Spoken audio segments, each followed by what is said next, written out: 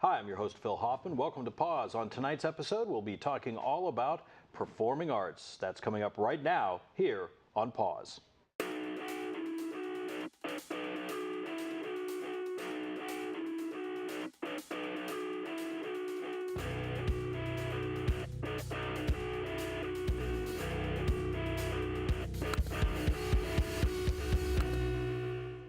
And thanks for joining us here on Pause. I'm your host, Dr. Phil Hoffman, and tonight we're going to be talking to Jeffrey Imboden, who is the coordinator of the UCM Performing Arts Series and works at the Office of Performing Arts at UCM. Welcome, Jeffrey. Thank you. Thanks for inviting me. You're welcome. Let's talk a little bit about the history of the Performing Arts Series. I know folks that have been in Central Missouri for a long time probably have been at one of those shows. So it's been 28 years? Actually, we did just finish our 27th year. Now, it started out a different name, and we can talk about how it's changed and transformed over the years. But and you'll hear me say PAS because that's the shortened version. That's the lingo, right? Yeah. Well, some people call it PAS, or you know, and I'm okay with that as long as I get some type of identity with it. As long as they buy a ticket. Exactly. That's what we want. And really, Performing Arts Series, or PAS, it's more of a program that brings all the different disciplines and genres of the performing arts. So music and dance and theater and all the other, and these days there's a lot of other performing arts, and we might get into that, and it brings it into more of a formal presentation, a formal program, and really it takes quite a bit of work to present a performance on stage and everything that goes with that. So this type of series, and it's really pretty common. They have different names around the country and even around the world, but it's a little more formalized. It brings together all the things that it takes to do with the box office and the ticketing and tremendous amount of marketing and clear up to the production and working with the artists. So, yeah. There's a lot. I mean, obviously, there's a lot that has to come together just to make one event happen. But you're sort of coordinating a variety of different kinds of events, but mostly in the same venue for the most part, right? Actually, it's kind of exciting because we're at the University of Central Missouri, and we're kind of the only player in town, you know, within about a 30-mile radius. But we do have several venues that we use. And that's a good thing because just in the last couple of years, we've changed our programming. And a little later, we might talk about how it's transformed. But you did ask me kind of about the history of it. And it started back in 1988. So President Elliott, at the time, Ed Elliott, wanted to get a more formal program. It wasn't that they weren't doing performances and bringing artists and bands in before that. I remember Bob Hope being at the multipurpose building here on campus. So they did those things, but he wanted to have something where it was out of an office, they had a director or a manager to run that. And so it's definitely morphed through the years, and it's been in different offices. It's been over at the Student Union for a while. It's been through the promotions office.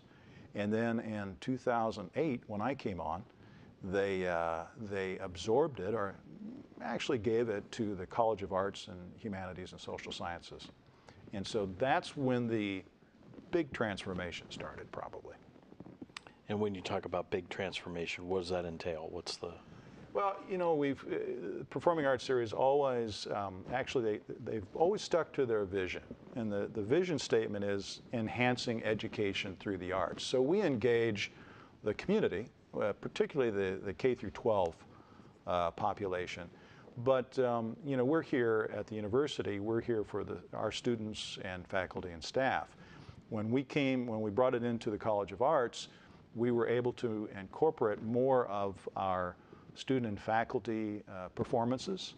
So just this last year, as a matter of fact, it was, I thought, a big change for us. We even called the series or the season Transformations and Collaborations.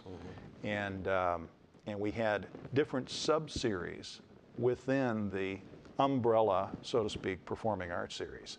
So we had a guest artist series, which that's where we bring in the outside artists and artists in residence. And then we had the premiere series. And we created the premiere series to kind of show off or showcase our premier groups, student groups and faculty groups on campus. Our theater department's musical in the fall. Our music department's President's Gala in the spring, which we're very excited that we're going back to the Kaufman Performing Arts Center in Kansas City next year. And the Provost Faculty Showcase. So those are our premier performances. And then we also created a fanfare series. And that's to all the other performances and recitals and concerts that the music department does. And I thought I was busy until I started working with the music department. Right. And they have a tremendous, very busy schedule. Well, and I know you and I were talking earlier today about the President's Gala, which is sort of the end of the year event with the School of Music. And if folks didn't get a chance to go to that, it was a tremendous presentation. They did just such a great job and a wide variety. And one of the things I always think about you because it was all over the place physically in the room. So I imagine there's a lot of prep work that has to go in that to think about, well, how are we going to do this and what do we need in the balcony to make this happen? Yeah, there really was, and there was even more this year because we brought in the electronics and our music technology department into Hendricks Hall, is what you're talking about. And I love working in Hendricks Hall. My office is the on-site manager of Hendricks Hall, and that's our biggest venue on campus. It seats 1,400 people.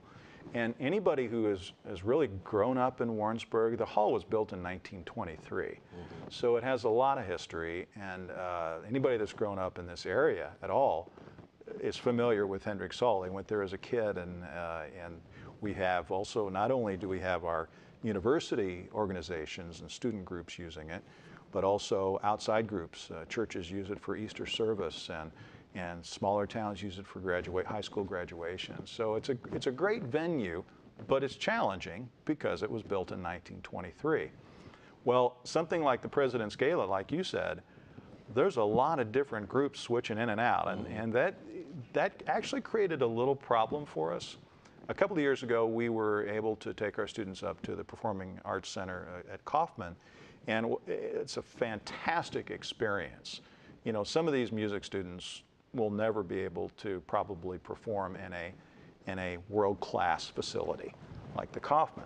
So that's why we're doing it again this year. But Hendricks is okay too, because if they want to stay in entertainment, they're going to be performing in older spaces like that. So I thought it went off really well. And it's a challenge too. I mean, just even simple things folks might not think about, power. You know, those kind of things. With something that was built in the 20s, it was never intended to have the kind of power demands that we might have today. Absolutely, and not only did we bring electronics into this performance and computers and laptops, we also had the media network come in and live stream it. So we had that added video, the video cameras and all the electronics that go with it. So it is a challenge, but what a great opportunity for the students. Yeah, no question. Yeah. So as part of the Performing Arts Series, there are a lot of student groups, but there are a lot of other groups that are included in that, other performers, basically guest performers, things. So what is it, can you tease us a little bit about what this coming year looks like? This coming year probably is going to look like a lot like it did last year. Last year we started using our other venues. We have a great recital hall, Hart Recital Hall, which seats 368 people. Fantastic acoustics. We've upgraded the sound and the lighting in there so we can have smaller groups. For instance, last year we brought in world-class a cappella men's chorus, Chanticleer, and it was just fantastic. It was packed and the sound was so good. And then we also have the theater department, as we have a theater there at Highlander that seats 440, and that's a proscenium type theater and a great stage house. And so we actually use all three of those venues. Last year we used Hart Recital Hall quite a bit. Now we did take the larger shows. We were really excited last year to bring in Sean Pelton, who is the drummer for Saturday Night Live. And he happens to be from Warrensburg and graduated from Warrensburg High School. And he did a workshop for us, and then we took him into Hendricks Hall, where he performed with our own jazz ensemble, the UCM Jazz Ensemble. It was a special night, and I think we were live streaming that as well, and recorded that. But we brought in some smaller groups last year. We did a collaborative project last year that I was really excited about. We're going to do that again, where we brought some members of the Kansas City Symphony down for an evening and play with some of our faculty members in the music department, and then also do a workshop with our students. And we also have the music department has a community music program for K through 12. And we brought some of those students in to meet these members of the Kansas City Symphony. And we're going to do that again. And really excited this fall, bringing in an Emmy-winning choreographer from New York City. That he's a young guy, he's a dancer, choreographer, tap dancer. Tapping is his specialty, and I love tap dancing. I brought one in a few years ago, and I said, I got to do this again. And really excited about that. And what we're trying to do, we did this last year, and I think everyone we're doing this coming season is we're having the artists in a residency type program. So they're usually going to be here 2 to 3 days. Some of them may be recording. You know, we have a great recording studio now, music technology.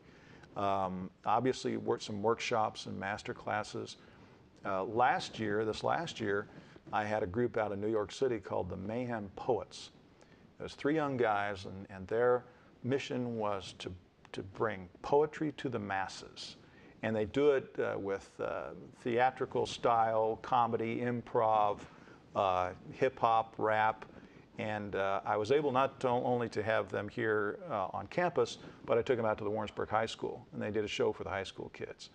And that's probably an opportunity, and I feel like that's kind of our mission too, is being a major university in a small rural area, that's our mission, to make sure that those kids are exposed to those experiences. So we're going to be doing a lot more of that this next year.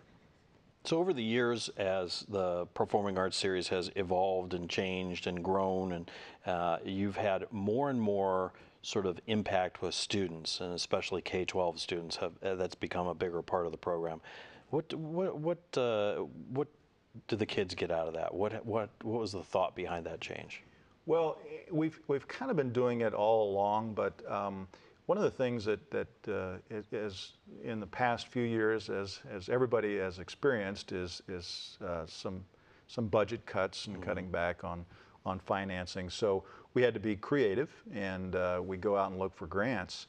And I'm really proud of the fact that since I've been here, we've had grants every year for the series. And of course, part of that, any grant, they want to see what your outreach activities are to the community. And we're considered, not only Warrensburg, but Johnson County is considered an underserved population, mostly because it's rural, which means that a lot of those, that community and those K through 12 kids don't have the opportunity, might not have the opportunity to experience some of these, let's say, world-class performances. And so what we try to do, a couple of different things. We not only bring the kids in, and Hendricks Hall is great because I said, you can put 1,000 7-year-olds in there and just have a ball with it. We partnered with KMOS a couple of years ago and brought in Clifford the Big Red Dog, and they just loved that. And then I brought in some marionettes a few years ago, and I was able to take them, which is a lot easier to take that show, out to the schools. And that makes it a lot better for the schools, because at the time the schools were having funding problems. They couldn't even afford the buses to come to campus. They're right in town. And that's not their fault, that's just the way it is. So we were able to take the artists to the kids. And then the kids are able to interact. You know, I took a mime one time to first graders, and able to interact with those artists. And the other thing, of course, too, is we involve UCM students in every production and every aspect of the series. So they're getting, it's that enhanced, engaged learning that university, and we embrace that with university, and we use students in all of our productions. One of the things folks may not know is great audio recording programs. So I know that you bring students from that and help with live support and recording and things Absolutely, like that. yeah. And we of course have a crew of students here today with the program. So when a student gets a chance to come and see a performance like this, and maybe it's something that ordinarily they would not go to in their regular day-to-day life, what does that do for them? How does that change their view on the arts, change their view of the world, being from a rural area and then being able to go see a performance like this? Now, are you talking about college students or the? Yeah, I'm still talking about the young students. The younger, yeah, the younger right. students. It really does, and we always get big thank yous from the teachers and the administration and the parents, and that's the best part. We take a lot of photos, like you all do, videos, and we post those. We try to post those and show that we're engaging those kids and giving them that cultural experience, and also being exposed to, you'll hear me use the creative human spirit, which is limitless as far as I'm concerned, and that's something, again, they may never be exposed to again. And what about the college students? Just to follow up with the next question, the college students, when they get an opportunity to maybe either work in a workshop with one of these artists that comes in, or even play sometimes with somebody, what does that do for them? Well, obviously, we're with the College of Arts. We use a lot of the arts students. Sure. A lot of the theater students, I like using theater students because they're used to being on stage. They're used to being backstage. They understand the lighting. As you mentioned, I use a lot of our music tech students, music technology, for the sound. But also, we use some marketing students. I've had PR students, as we do a lot of marketing. I've had students in the past from the education department, early childhood education, that helps me with our outreach. So those students really get fantastic experience, especially if they're wanting to go into the entertainment business. I'll go back to Clifford the Big Red Dog. That was a company, a touring company out of New York City with professional actors. Well, we brought our university students in to work with them. I had them do work wardrobe and carpentry, stage hands, and I made sure that they sat down and broke bread with them and had dinner with them. And you could just hear the conversations, how those actors were sharing their experiences, because we have a lot of theater students, a great theater program here on campus.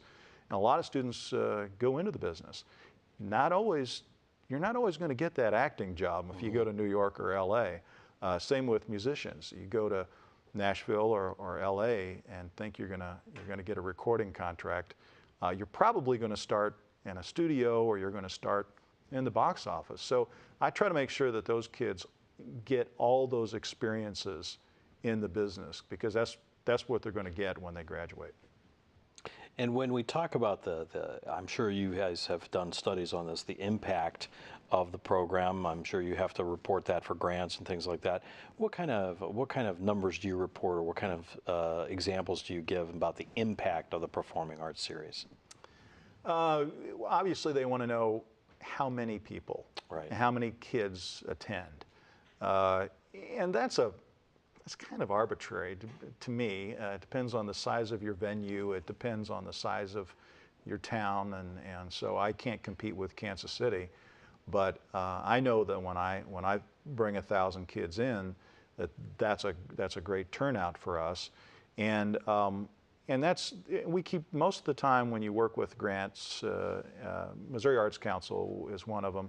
They look at the numbers, and then they want real stories. They want, I'll get a thank you card from a 7-year-old, and they'll draw a picture on it and say, I love the puppets. This was the marionettes, and so then that shows that this was a big impact. And I mean, just circling back to something you said earlier, not that there's a direct correlation here, but you think about the drummer for Saturday Night Live is from here, so it's not that you know, there's no chance of a person from Warrensburg or Johnson County going to the big city and becoming a major market kind of talent. But having the ability to see these sorts of things and meet people and see that it's possible as a career. Yeah, it was actually, that was pretty cool, because if you go out to Warrensburg High School, the first thing you see when you walk in the hall is his picture. And a lot of these kids out at the high school, you know, maybe they watch Saturday Night Live, or they would at least see his picture on the wall. All of a sudden they got to come to the show, and they got to meet Sean, and that really brought it all together for them. And you're absolutely right. I mean, a lot of our music and theater kids here at the university want to go on into entertainment. So that really brought it home. If we can, I would like to do more of that if we can. We've had some successful people go on into the entertainment business, and we always try to tie things in as much as we can. We also work with, I work with presenters really in about 7-state area. And so I'll try to bring, when I say local, I'll try to bring some artists maybe from Kansas City or maybe from St. Louis. And we try to share those people, and it works out pretty well because they can drive instead of paying for airfare. So. Now, the other thing that's been happening lately is Hendricks Hall, which is one of the venues that you do the series in, has been sort of getting some renovations done to it. You want to talk a little bit about the changes in Hendricks? I'd love to. I could talk about that all day. It's something that I've been working on. I was on a committee when I first came in. They were talking about renovations because it has not had anything done to it really as far as a major renovation since the mid-'80s. In the meantime, as I said, it gets a lot of use. And then technology has changed. And it's still, you're limited because back then, a theater built in 1923, it was vaudeville style, really, as far as the productions that they did on stage. And it actually was built to house the entire student body of the college at the time, which was 1,100 students. Yeah, no problem. Not going to work now. Yeah, and so they would have everything there. They had senior exams, they had all their testing, all their, you know, it was an auditorium back then. And so, but over the years, because of the size of it, it's been used for absolutely everything. The problem is, like I said, it hasn't been renovated since the mid-'80s. So we've had, just recently, in the past few years, we've had some things as far as failure. Just overuse. You know, you have curtains that get to a certain age and you've got to replace those. Well, our current administration realized that, and I really appreciate President Ambrose and his vision of, and I've had conversations with him and his administration about the renovation of the hall, and we're starting that. Now, we put together something called the Arts Gateway, a plan that included Hendricks Hall, because, you know, we realized this is a venue that needs to stay. It needs to be viable, and it needs to be absolutely brought up to code and other things like that. So we're really excited about that. Of course, it's always the funding. That's the issue. It's always the funding. Now, I have a great leader in the Dean of the College of Arts, Dr. Gershom Nelson, and he's been instrumental in helping find some funding, because it did come to a point where we had to put new curtains in Hendricks Hall. Now we're working on, we've just finished a lighting project there. Now we're working on sound, so at least we're getting there. And people, like I said, people remember going there when they were a little kid, and then they come back 30 years later, and they have a lot of interest in that. There's a lot of history there. Well, we're almost out of time here, Jeff. Folks want to find out, is there someplace they can go online to look at the schedule for the upcoming year? They can. Now, we haven't announced it yet because we're a little behind. We might be changing ticketing systems. I mentioned that to you. So if we do that, I'm waiting. But we'll be announcing in the next few weeks and start selling tickets in August. So we have a website, UCMPAS.com. I also have a Facebook. You can look up Performing Arts Series on Facebook, and we'll make that big announcement. And rest assured, when I make the announcement, it's going to be everywhere. Absolutely, and including here on KMOS. That's right. Well, Jeff, thank you for joining us today. We appreciate your time, and we're looking forward to whatever the new season holds. I guess we'll find out in a little while, right? Absolutely. Thank you. Thank you. Well, that's it for Pause here this week. I appreciate once again Jeffrey Imboden, who is here with the University of Central Missouri's Performing Arts Series and also working out of the Office of Performing Arts, telling us a little bit about the upcoming season. So we got a little bit of information, but there's definitely more to come. You can always find that on our website, KMOS.org. If you have questions and you'd like to get those things answered, you can always call us here at KMOS and we'll direct you to the right folks. Thank you for joining us here on Pause.